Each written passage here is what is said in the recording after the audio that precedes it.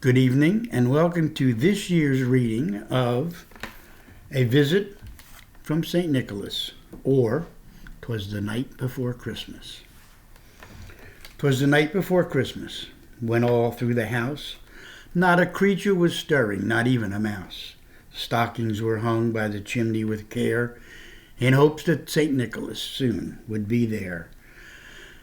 The children were nestled, all snug in their beds, while visions of sugar plums danced in their heads.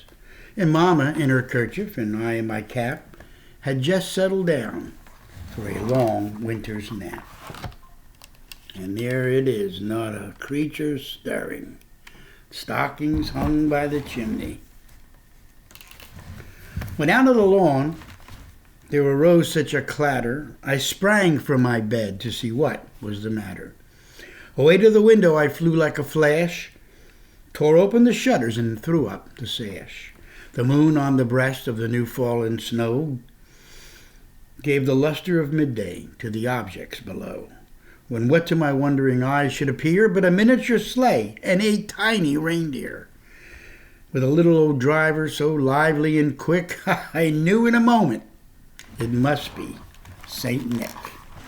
And there's the snow, and if you look, you can see the shadow of the sleigh and Santa heading for the rooftop. More rapid than eagles, his coursers they came, and he whistled and shouted and called them by name. Now Dasher, now Dancer, now Prancer and Vixen, on Comet, on Cupid, on Donder and Blitzen. To the top of the porch, to the top of the wall. Now dash away, dash away, dash away all. As dry leaves that before the hurricane fly, when they meet with an obstacle, mount to the sky. So up on the housetop the coursers they flew, with a sleigh full of toys, and St. Nicholas too. And then in a twinkling I heard on the roof the prancing and pawing of each little hoof. And here they are heading for the rooftop.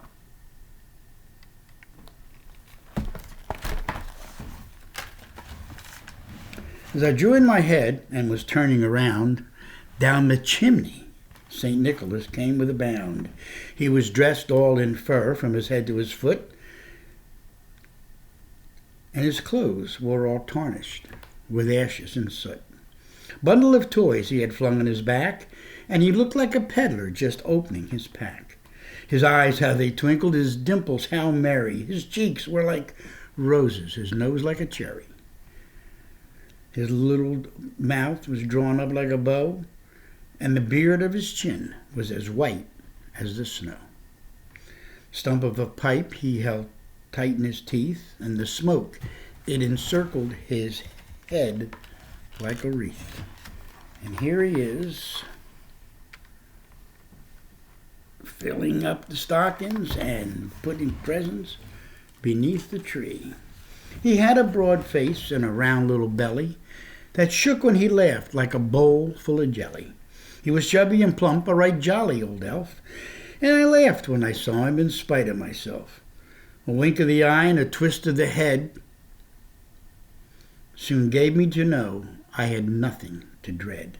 He spoke not a word, but went straight to his work, and filled all the stockings, then turned with a jerk, and laying a finger aside of his nose, and giving a nod, up the chimney he rose.